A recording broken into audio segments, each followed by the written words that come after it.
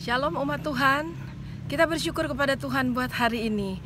Dan hari ini kita akan sama-sama belajar dan merenungkan dari kitab Kejadian pasal 19, 20 dan 21.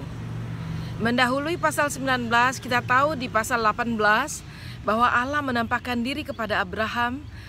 Dan di ayat yang pertama dan yang kedua dikatakan demikian bahwa Allah menampakkan diri kepada Abraham dekat pohon tarbantin di Mamre. Dan ayat yang kedua dikatakan ketika ia mengangkat mukanya, ia melihat 3 orang berdiri di depannya. Dan saudara, lalu kemudian setelah percakapan dan Abraham diberkati oleh Tuhan, kita melihat di ayat 20 selanjutnya, ayat 19, 20 dan selanjutnya bahwa Tuhan memberitahukan kepada Abraham tentang Sodom dan Gomora. Menarik di situ dikatakan bahwa akhirnya Tuhan ingin turun melihat sendiri di Sodom dan Gomora. Dan di ayat yang ke-22 dikatakan berpalinglah orang-orang itu dari situ dan berjalan ke Sodom, tapi Abraham masih berdiri di hadapan Tuhan. Dan kemudian kita lanjut kepada pasal yang ke-19, dikatakan di situ bahwa ayat yang pertama, kedua malaikat itu tiba di Sodom pada waktu petang. Lot sedang duduk di pintu gerbang. Tapi yang saya tekankan adalah kedua malaikat. Jadi yang satu itu tertinggal, yaitu Allah sendiri. Karena sudah itu Allah berbicara dengan masih berbicara dengan Abraham. Dan yang pergi ke Sodom dan Gomora ternyata adalah 2 orang, yaitu malaikat Tuhan yang pergi berkunjung ke Sodom. Nah saudara, yang menarik di sini adalah pada zaman perjanjian lama kita melihat bahwa Tuhan dengan cara-caranya yang sangat luar biasa dan secara pribadi seringkali datang di dalam rupa manusia, bertemu dengan manusia dan berbicara dengan manusia. Berbicara secara khusus dengan orang-orang yang dipilih oleh Tuhan. Dan kita tahu bahwa firman Tuhan berkata bahwa Tuhan menciptakan manusia segambar dengan Dia. Itulah sebabnya bukan sesuatu yang mustahil apabila Allah datang dalam wujud manusia. Dan uniknya di sini bahwa manusia akan tahu siapa yang datang seperti Abram. Lalu kemudian kita melihat 2 malaikat yang disebutkan di pasal yang ke-19 ini berbicara. 2 orang itu selalu dibilang malaikat datang berkunjung kepada Lot yang tinggal di Sodom dan Gomora. Dan Lot juga tahu itu adalah utusan Tuhan, dan dia juga menerima seperti Abraham, dia menerima dan menjamu kedua orang itu. Nah saudara yang kekasih, kita tahu bahwa Tuhan dengan caranya datang menyatakan diri dalam perjanjian lama. Tetapi itu juga tidak jauh berbeda yang Tuhan Yesus katakan kepada kita, dan kita harus berhati-hati.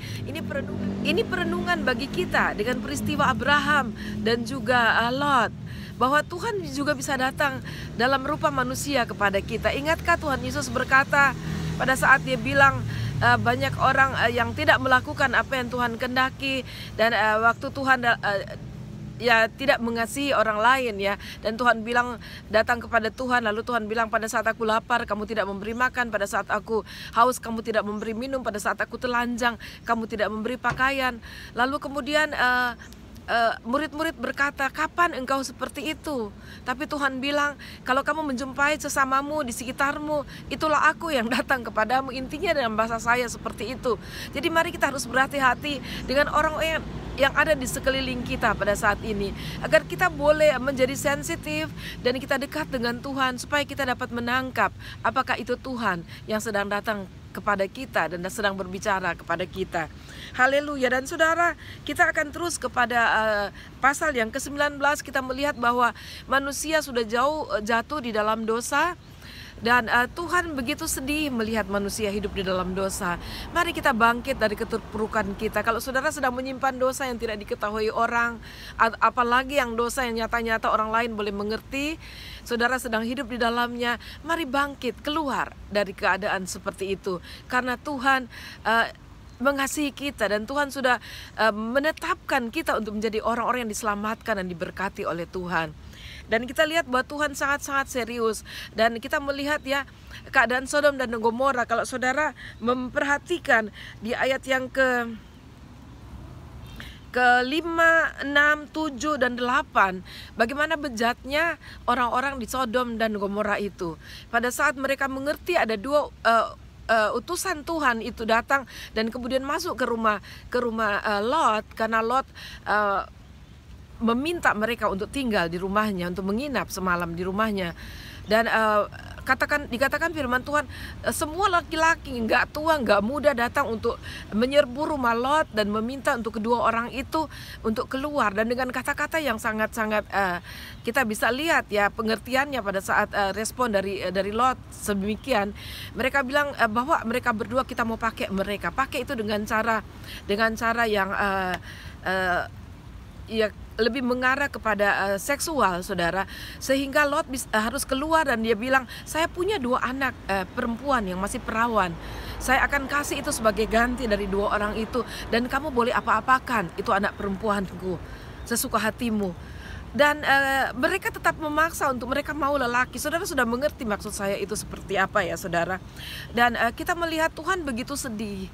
Manusia yang dikasihinya akhirnya lebih memilih untuk melakukan dosa daripada hidup memperkenankan Tuhan. Lalu kemudian akhirnya Tuhan berkehendak untuk menyelamatkan Lot dan seisi rumahnya, bahkan orang-orang yang dikatakan yang dekat dengan kamu, kerabatmu, bahwa mereka semua. Saudara, kita tahu bahwa firman Tuhan pernah berkata, percayalah kepada Yesus Kristus, maka engkau akan selamat, engkau dan seisi rumahmu. Memang pada akhirnya keputusan pribadi itu juga ada di situ. Seperti akhirnya pada saat dalam proses mereka diselamatkan, si istri Lot akhirnya dia berpaling dan akhirnya dia menjadi tiang garam.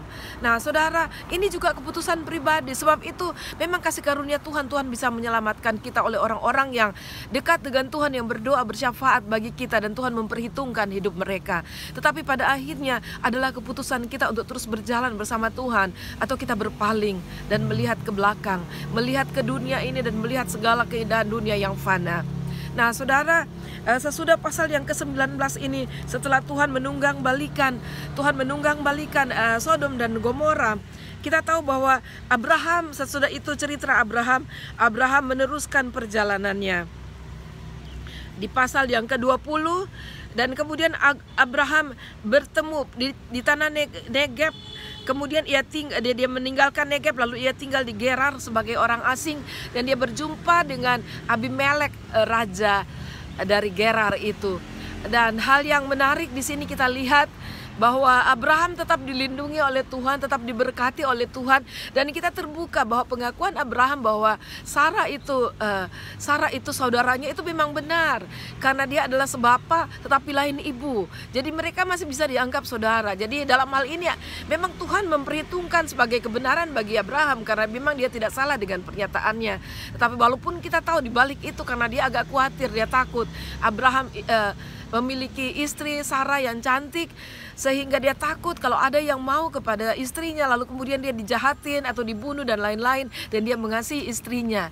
Dan saudara, kita melihat di sini bahwa Tuhan tetap memberkati orang-orang yang ada di dalam Tuhan, yang berusaha walaupun di tengah-tengah kelemahan mereka dan ketakutan, mereka tetap berada pada jalur yang benar.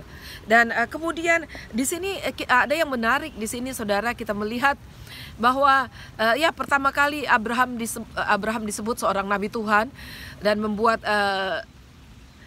seisi Gerar takut ya, karena pada akhirnya Tuhan menampakkan diri kepada Abimelek. Tapi yang menarik, yang sangat menarik saya lihat bahwa sebelum Abraham, pada akhirnya di pasal 21 Tuhan memberikan akhirnya janji itu Ishak bisa lahir.